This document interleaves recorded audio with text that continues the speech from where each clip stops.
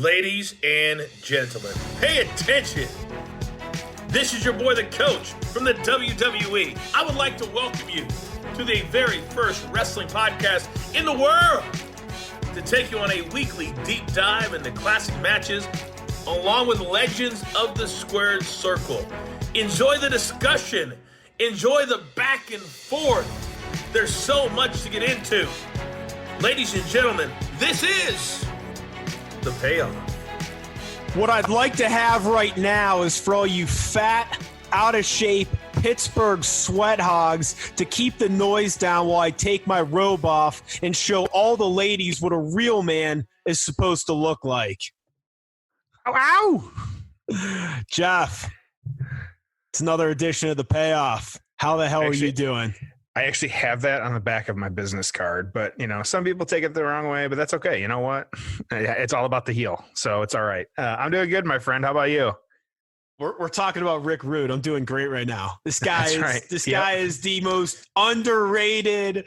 If he's not the most underrated, he is one of the most underrated, just all around performers in the history of the business. It's our first time covering one of his matches.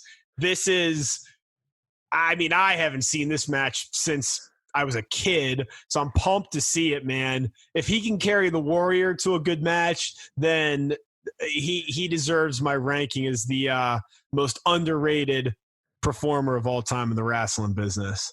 Is a top performer. I get that. That makes sense. So, but this should be a good one, though. Before we get into it, of course, at Payoff Pod, you guys know where to find us. We do it every week, but Facebook, Twitter, Instagram, we're out there. Also, too, make sure go back, check out those archives. Right, we've been covering Summerslam lately. We got a bunch of older stuff. We try and remind you guys of kind of what we have out there. Of course, some good ECW stuff.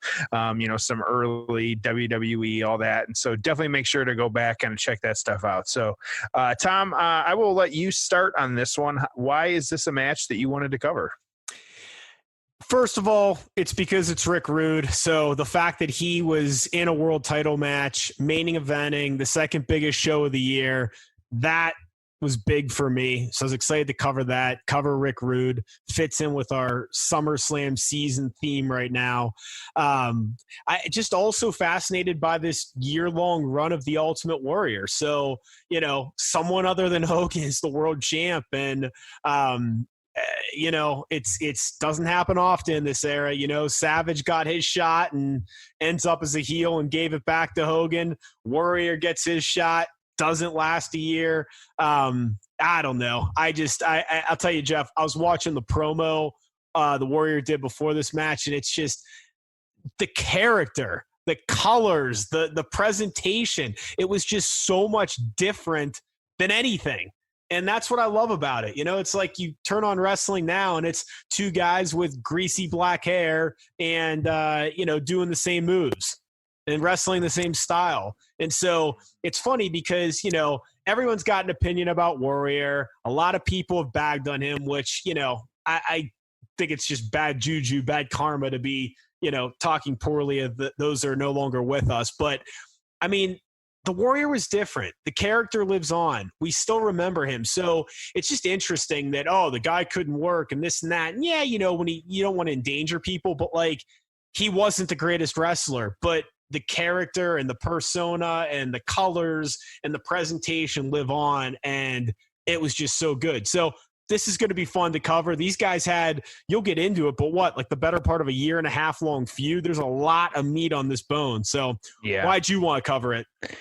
Yeah, and this is one, I'll be honest, I know the Rick Rude persona, the character. I have not watched a lot of his stuff. I know you've watched far more than me, but I know he has influenced a lot of wrestlers and kind of what he does and that kind of heel and especially just the outfits alone and how he would kind of play that up. And, he was the kind of playboy before, some of these other wrestlers were of the, appealing to the female base. And, so it's just where I was interested to dig in a little bit more and learn a little bit more of just kind of what he did. And he wasn't just because even, for me, so many of us associate him as a manager and not as this in-ring product that he can do too. So, there's something for that to kind of dig into it. So yeah, I'm ready if you're ready.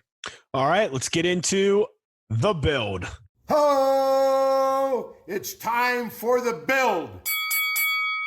So SummerSlam 1990, we're at the Spectrum in Philadelphia. So big city, great wrestling crowd, awesome venue, old home of the Flyers and 76ers. This is going to be a good show, man. It's going to be a good one to cover. It's funny in this era. I feel like the Rockers wrestled on every show, and most of the time they got the shit kicked out of them by bigger wrestlers. So we open with Power and Glory. Yeah, we open with Power and Glory defeating the Rockers. Okay, then. I still remember this match all these years later. The Texas Tornado beats Mr. Perfect for the Intercontinental title. 5 minutes. Like, just shocking. I'm like, Mr. Perfect never lost during this era, and Texas Tornado was, like, new, and it was a big upset, man. Like, Kerry Von Erich was, so popular in Texas, and just didn't know much about him. They bring him in as the Texas Tornado, and obviously a little past his working prime, but this was a big upset. So let's see what else we had on this show. We had the Warlord defeating Tito Santana in 5 minutes. Not much to talk about there. They did this a lot. The Hart Foundation defeated Demolition in a 2 out of 3 falls match for the tag titles, the longest match of the show.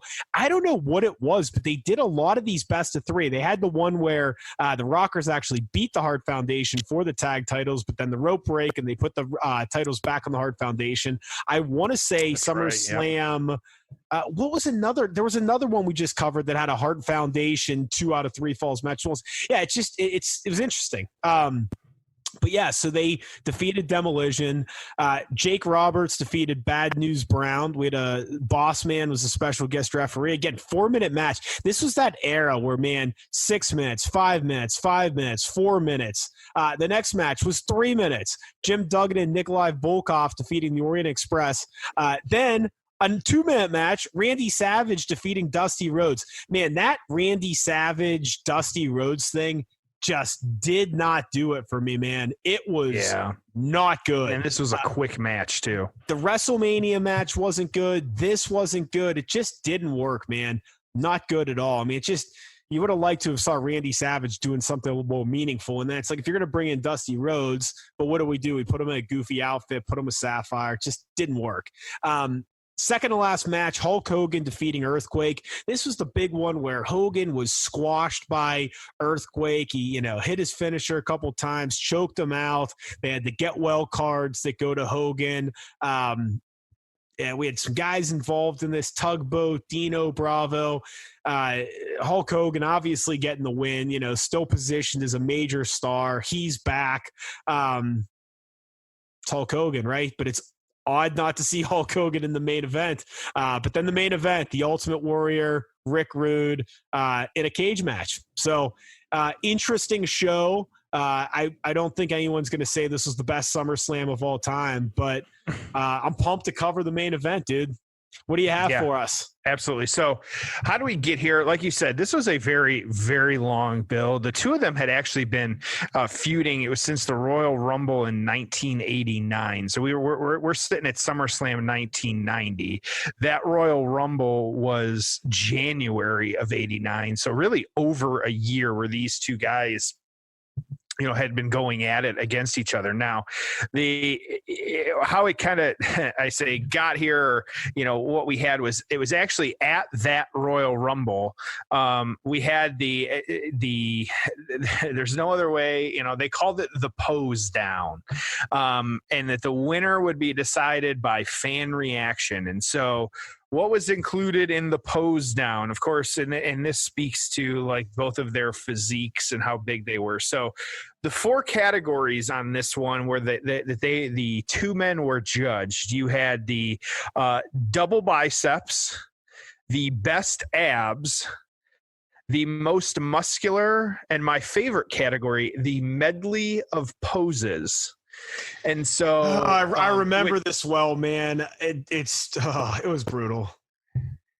And this is one I know like for those listening at home, like no debate that, between Tom and I would win the medley of poses. You probably have me on the other ones, but when I get moving, there's just no beating me in the medley of poses, but that's okay. So,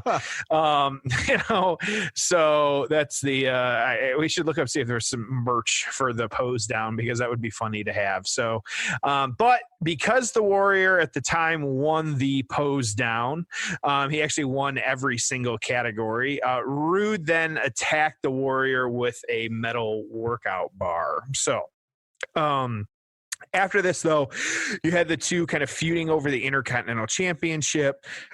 Really back and forth. You'd have Rude appearing ringside during the Warriors matches just to be the heel. There's no other way to kind of put it. Just to fuck with them. Yeah, it's really all it was. And so, kind of with Randy Savage being involved as well, too, is it, WrestleMania 5, he actually had Rude winning the Intercontinental Championship. By cheating. By cheating. That was a classic. Yeah, it was a classic finish where Heenan held Warrior's legs. It was kind of a really interesting way to end that match. But that was, dude, again, it's different when you're a kid watching this shit, but do you remember just hating heels? Yes. Yeah. I just remember I'm like getting like worked up remembering some of this stuff as you're talking about. I'm like, guys really pissed me off. Like, just these chicken shit heels, but they were such strong characters and they were believable. I mean, it was most of these heels then, like Rick Rude was a heel, but he was 6'5", jacked as shit. Great in the ring, great promo, Bobby Heenan in his corner. So it wasn't like, you took them seriously. They were really easy guys to hate. Well, and as much as, we were trying to not talk about the current product, but it was clearly defined faces and heels.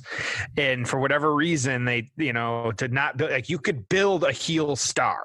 You can build a face star. They don't, like Stone Cold was a heel for so much of his run. And he had the face as well, but good versus evil is not a hard story to tell. And that's all it is. Yeah. And we weren't getting that. And so it was actually Rude. He actually won. It was at that WrestleMania 5. They really traded the belt back and forth a little bit there, but Warrior got it back at SummerSlam. But then you had the Warrior, as we've covered before, going on to beat Hulk Hogan at WrestleMania 6, which was that April of this year, 1990. He had given up the belt, and so, Warrior had to give up the belt, but then after that, because of the long feud that he had with the Warrior, Rude was then named the top challenger for this SummerSlam after WrestleMania to go against the Warrior. So it just made like that to me. It makes sense. Like, I like it it fit into place. Like, he beat the guy with the belt. So who's the next up in line? It's the guy he'd been feuding with for over a year. It makes sense. Like, why? Not that difficult. So no, it's not. You're exactly right. Turning this then eventually into a steel cage match where we get this. So really, really long build, a good build, a lot of good matches on the road to getting to this one. And so didn't really go on much after this, but good stipulation, kind of good build how we got here. And that's what we're going with. So Tom, I'll turn it over to you before we get back into get into the payoff. Yeah, a great build. It was, really long, and there was a lot that happened. And it's just, some of these like iconic moments you still remember. I remember how he cheated to win. I remember the pose off match. Obviously, it was great. So I'm pumped to cover this one. And if you want to watch along with us, it's SummerSlam 1990. So Rick Rude is posing, currently paused on my television right now. We're at the 2 hour and 27 minute mark. So 2 hours, 27 minutes, SummerSlam 1990. We're at the Spectrum in Philly. Jeff, are you ready? I'm ready, my friend. All right, let's jump into the payoff. Ho! It's time for the payoff. All right, dude. Rick Rude just looking jacked AF. Yeah, look at the pants. He's got the Ultimate Warrior on his ass, getting punched. Warriors, crowd going ape shit for the Warrior, though. You can see it. You don't even need to hear it. Look at this. This is one of the iconic him running down, the camera. Like, oh, I remember these tights. This is one of my favorite Ultimate Warrior outfits. For those not watching, he had black shorts on and then just like his neon colors. This was one of maybe my second favorite Warrior outfit outside of WrestleMania 6, just because it was so iconic. Dude's going nuts, sprinting around. Got the title on. I'm wondering, why did they get away from this cage? I don't know. I don't know if it was too hard to put up and down or, what they did. Because I guess now the cage, they just raise it and lower it. So they maybe want it to be one solid unit versus this. I don't know if there's more to the story or not. So Vinnie Mac on commentary. See the Warrior just running laps around the ring on this one. What does the back of his trunk say? I can't even read them. I can't either. I'm not sure. But the Warrior was really running laps, and now they didn't open the cage at any point. Heenan's still in the ring, and the Warrior's just scaling the side of the cage now, and there goes Heenan escaping or going out the side door. Oh, Warrior on the top rope. Is he going to jump off there? Already, yep. A little odd to see him on the top of a cage, huh? Or yeah, absolutely. Top rope. And the crowd just losing their mind. Wow. That's great. And already on their fans. And this was, this is, you got to remember, for those of you at home, everybody, like, this was Warrior coming off of the WrestleMania win against Hogan. Yeah, your first pay-per-view match since. So his star really couldn't have been any brighter at this point.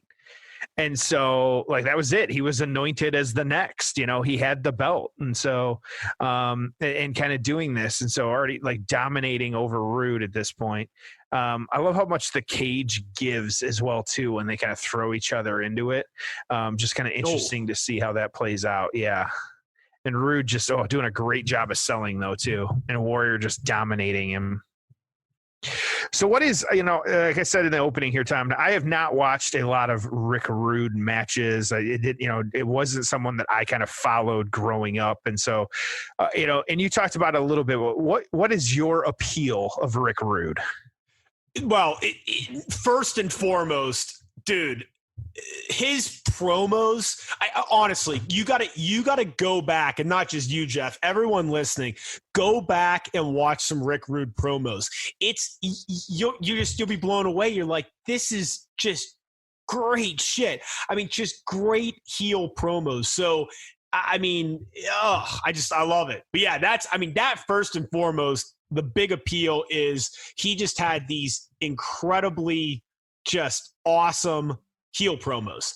Next thing, the look, man. He was just jacked with the 12-pack, and he just had such a good look. I prefer him with the long hair versus the short hair he had here. And I think he's actually bleeding. So he's climbing out of the cage. Warrior going over, grabbing him. This is back when I don't even know if you could end the match in a pinfall. I think you had to climb the cage or go out the door.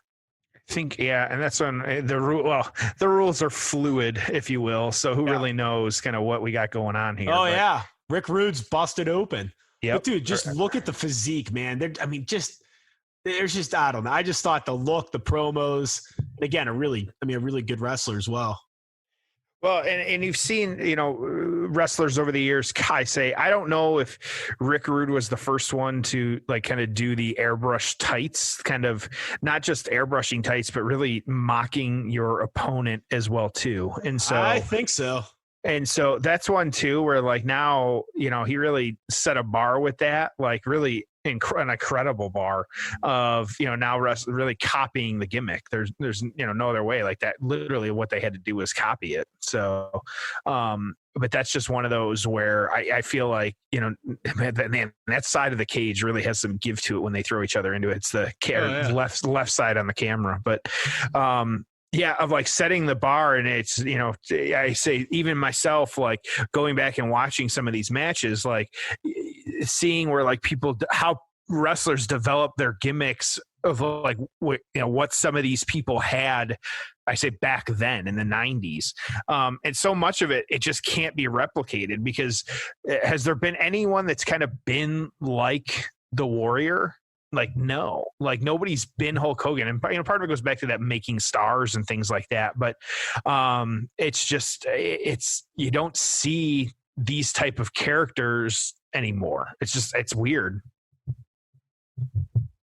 I agree. Character development. Yep. Yeah, we talked about that. I mean, Stone Cold said it, and so was The Undertaker. But and here's the thing is like, think about, let's just take like the last 5 or so years of guys coming up from developmental. Think about how many of them and again, you've heard me say it on here before, but it's like you got a talent like Roman Reigns, and you don't do anything with him. Oh, we're going to call him Roman Reigns. We're going to create a fake name. And, it's like these guys don't have characters. Dean Ambrose, Seth Rollins. I mean, like what were their characters? And so you had these super talented guys. They've got the look. They can do everything in the ring. They've got some personality in real life. But I mean, back then, dude, it was like Dusty Rhodes down in Florida Championship Wrestling going, oh, let's call you Dean Ambrose, ha. Like, that's how they created characters, was just, some guy in his 60s coming up with names that gave him a good chuckle. Like, that's how Seth Rollins got his name. So there was no character development. So you have this group of guys where, I mean, they don't have characters. They're just all kind of look the same, work the same, act the same, versus, again, you have a Rick Rude. I mean, this super cocky heel that, is like a ladies' man, but he's not nice to anyone. And the Warrior, I mean, look at that gimmick, so, now Rude all the way up to pretty much the top. Oh, way up the top. At the whole top of the cage. Are you kidding me? He is the very top. Oh, man. Axe handle came down on him. I wasn't expecting that. That was, impressive.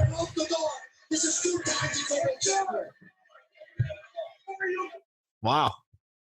Yeah, and that's just you're right. If so again, that's what I mean. That's the thing is has Bray Wyatt been perfect over his 4 years on the main roster? Oh, Rude. Oh, gut punch from the Warrior. Has Bray Wyatt been perfect in his 6-year run on the main roster? No, but at least it's unique. At least it's a character. At least they tried. And I'm not saying everyone has to be that outlandish, but it's these big, bold, colorful characters. It's a TV show. Yeah.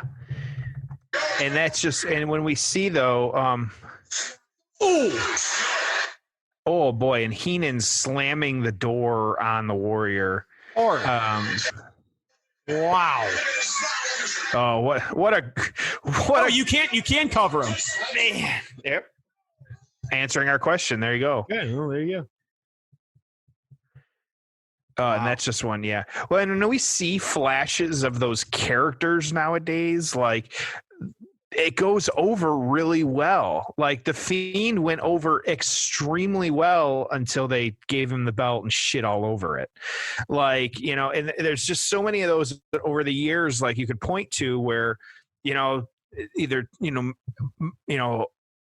not micromanaging the character, or over involvement of trying to figure out what to do with the character, or so many of them. He still to this day doesn't need the belt as the Fiend. It was never a thing. It didn't need to be a thing. And so some of these guys, the characters, so you've got Heenan now trying to pull Rude out of the cage and Warrior pulling his legs back into the cage. Why the ref doesn't? Oh, we've got bare ass of Rick Rude. Oh my goodness, there was a lot of man there. That was, luckily the camera was not pointed in that direction. Oh, Warrior going after Heenan. He's got him in the cage. So Heenan, we about to get a Heenan bump here. Oh yeah. Oh, taking the bump too. And Heenan's been on record of saying the Warrior just beat the shit out of him too. Not surprising. You could see it there. Oh, yeah. God. Oh, geez. Pretty good bump by Bobby Heenan. He wasn't a spring chicken at this point. What was Heenan at this point? 55?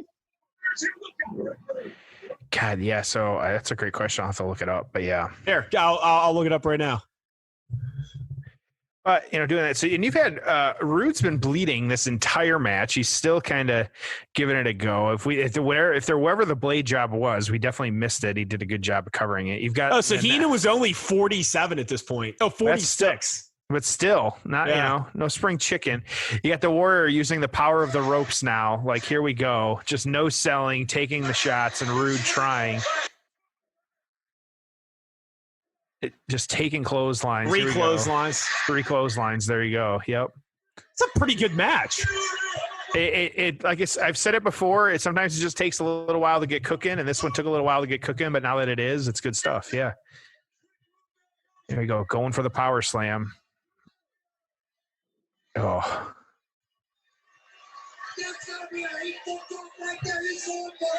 And this is when you got a Warrior again. Now he's climbing the cage. Rude just laid out in the middle. And that's it. Almost. Warrior over the top. Climbing down now. Nobody's stopping him. Warrior shaking his ass and then jumping down. There you go. That's what they wanted to see, right? Yep. You want to see the Warrior dominate. Especially his, I say his post-match after. I think in the back of Warrior's tights say out of control, by the way. I think. We got it. All right.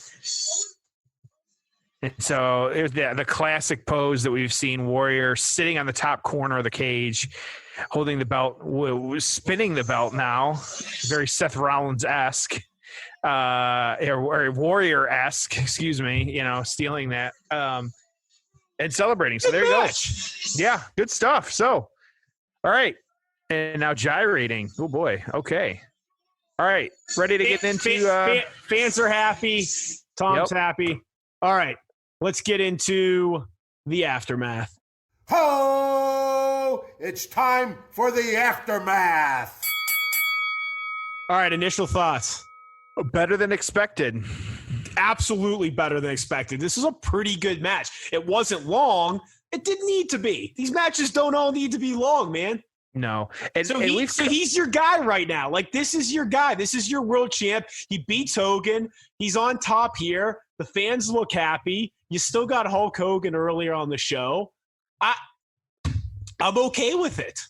Don't need to complain about it, right? Yeah, absolutely. But it's again, that so much of this era though was what's going to draw on the house shows, what's going to pay-per-view to a lesser degree, but it seemed like the Warrior worked. I don't know how I would have booked it differently, but I would have liked to have seen the Warrior have a little bit longer of a run. I don't know, maybe Hogan Slaughter's not for the title. Maybe we get, it would have been cool to see Warrior Hogan again.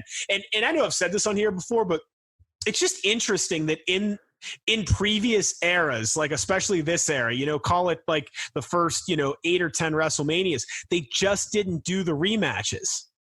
Yeah. Okay. WrestleMania 9 and 10, we got Brett and Yoko. But before that, you just didn't get a lot of rematches. Even when it was like WrestleMania 3, you had Savage and Steamboat. They didn't go back to it at 4 in that tournament, which would have been cool. You got Hogan and Andre again, but it was on the undercard. They didn't, it wasn't the main event again. They did the tournament.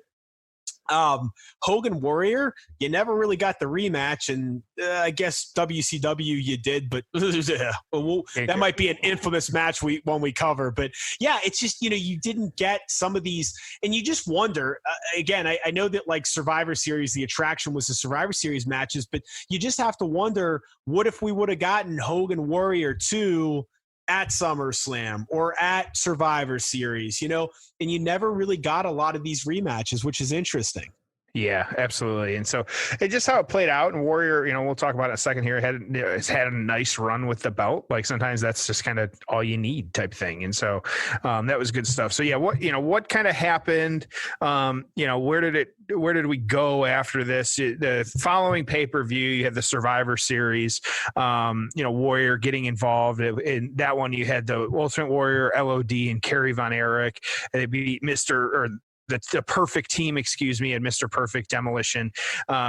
Just kind of, really interesting were Warrior, one of the statistics I saw on this one, this was the third consecutive year that Warrior was the sole survivor for his team at Survivor Series. And so he had a very good record at Survivor Series. Even as a kid, the Survivor Series stuff didn't really do much for me, man. Like to me, it was just a miss. And I know that, like, you know, the whole idea was it was an attraction, right? Royal Rumble, the attraction was the Royal Rumble. Survivor Series, it didn't work for me.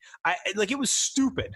You know, I just never really, 90% of those Survivor Series matches sucked. I mean, there are some cool moments and some cool matches and things that happen, but by and large, you know, you have Warrior, you have Hogan, you have these great heels.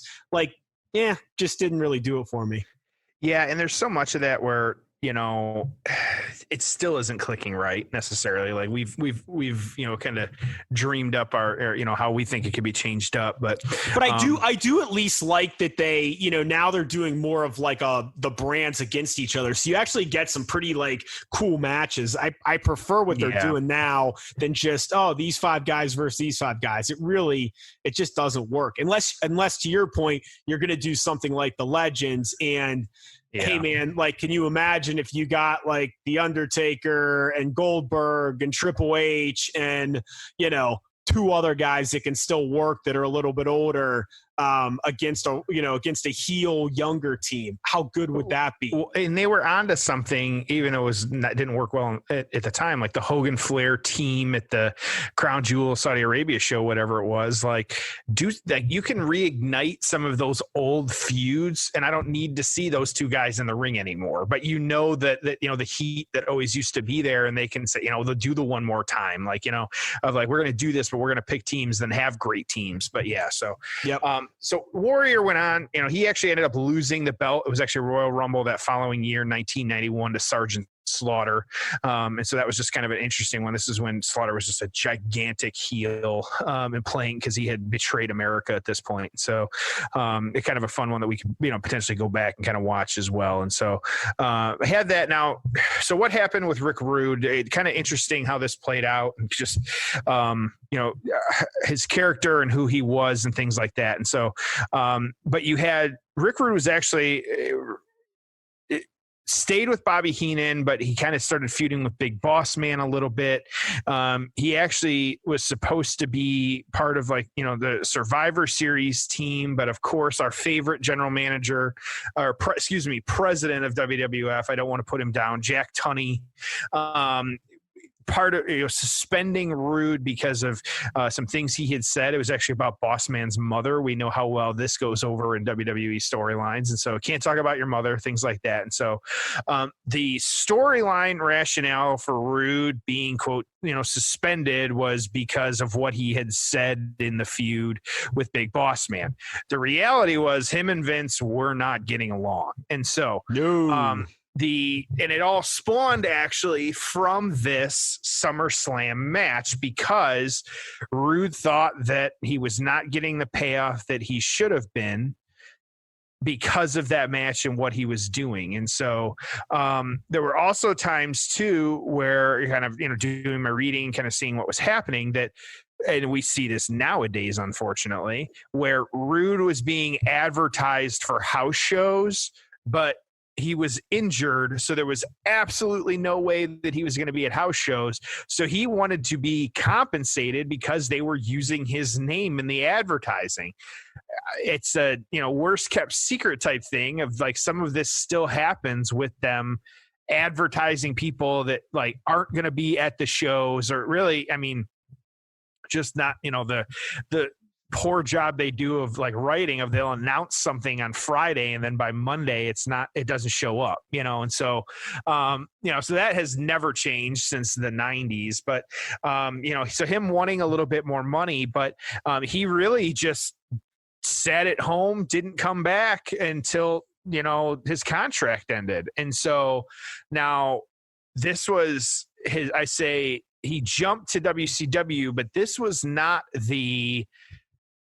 long before the pre-tape mustache beard incident of WWF and WCW. And so interesting how, history repeating itself on this one, though, with him jumping and having, issues with WWF. Happened again when we get, eventually circled back around to this happening another time. So just kind of weird how this played out. And so, yeah, Tom, thoughts on any of that, though, before we kind of get into the reviews or anything like that? No, jump into reviews. So where we're at. So this was interesting. It was the third place feud of the year on PWI. Warrior was the third most popular wrestler behind Hulk and Sting. Rude was the third most hated wrestler behind Earthquake and Ric Flair. One, I think we need to cover some more Earthquake matches because that, apparently he was a bigger deal. Like, I did not realize, we've learned as we've done this show how, the type of wrestler he was and just how much he was out there doing what he did. And so we'll add him to the short list of eventual ones to cover. But this one, though, just like 2.5 stars is what this one got. So I thought there wasn't a true write-up on this one that I could find, but that was kind of what they gave it. Now, one of the write-ups I did find was it said the match was fine, but at no point did this feel like a main event, and there are several factors to blame. Rude never felt like a legitimate threat, and Warrior being completely overshadowed by Hogan, even after beating him at WrestleMania, were the main reasons. You could also safely say Warrior was a flop as a champion at this point, too. Bottom line, it was undeserving of the co-main event billing, but was a fairly decent match. I'll let you start. I don't know. I basically, you figure this is the end of a 3-hour show. Okay. So you got, some decent stuff on the undercard. You got your big Hulk Hogan win. And then what do you want to see at this point? Well, you want to see the Ultimate Warrior kick the shit out of Rick Rude. Okay, and hit his signature spots. You got a cool dive by the Warrior. You got a big dive by Rude. You got some good Bobby Heenan plunder. Beat him up pretty good. You had some good cage spots. Place erupts when Warrior wins. I think it did what it needed to do. And that's the thing is that, where they've gotten themselves in trouble over the years, think about Goldberg's 1-year run when he came back and he wrestled Triple H, and they tried having him wrestle 20-minute matches. It's okay for some stuff to be 10 minutes, and that was a really good 10-minute match. You got the Ultimate Warrior coming in, he hit his signature stuff, place went crazy. That's good. That's what it should be. Let Bret Hart and the Hart Foundation, let them do your 16-minute match earlier on the show. So, Warrior being champ, you just have him beat up people and wrestle quick matches, and you could get a year out of that, and that's okay. So I liked it. I thought it was really solid. Do you want my payoff score? Go. I am going to give this a 6.5, which is good. It was good. I mean, there was a lot to the build. It's funny. You miss those great vignettes that we get now. How good would it have been before this if you really saw this year plus long feud? They could have really. You would have been really psyched to see this match if they had today's video packages associated with it, because there was a lot of really good build and a lot of really good stuff. So, but yeah, the build was good. Again, 6.5, a strong 6.5. It was fun. You go watch it. It's a short match, and it was cool seeing the Warrior. How many big Warrior world title matches did you have? I don't know. You had him beat Hogan. You had this. You had obviously the title match he lost to Slaughter. How many other ones were there? There were on house shows, but you didn't see much. So it's just crazy how a guy could be champion for 9 months, and you're like, well, what were some of his big matches? Now you'd rattle off 7 or 8 defenses in 9 months probably, but back then you didn't. There wasn't a lot that happened. No, and this is I'm going to give it a 6. Yep. I think that it is it's interesting because even in like that, like in a review that I found, like I think it totally ignores the feud that they had. Because in regards to when you look at the feud and how long they had been feuding, like, yeah, he took some time off, quote unquote, to beat Hogan, but then he got right back into a feud that he was having before all this happened. So from a storyline stance, it makes sense that Rude was the next guy up.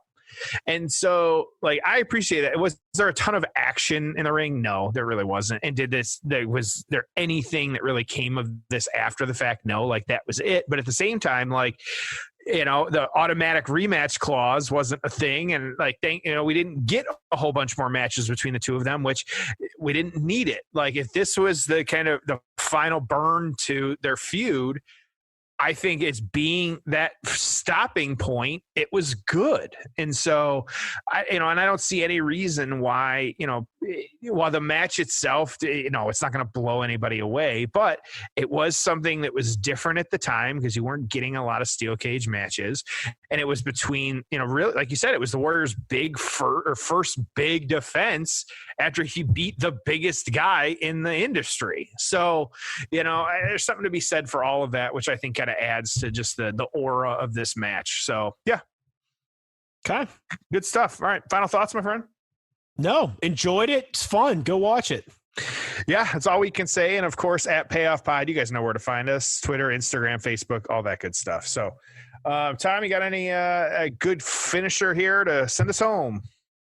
No, I cut my Rick Rude promo at the beginning. That did it for me, man. Well, go. There's your homework. There's your extra required reading from Tom and Jeff. Is go watch some old Rick Rude promos and tell me that he wasn't underrated and absolutely fantastic.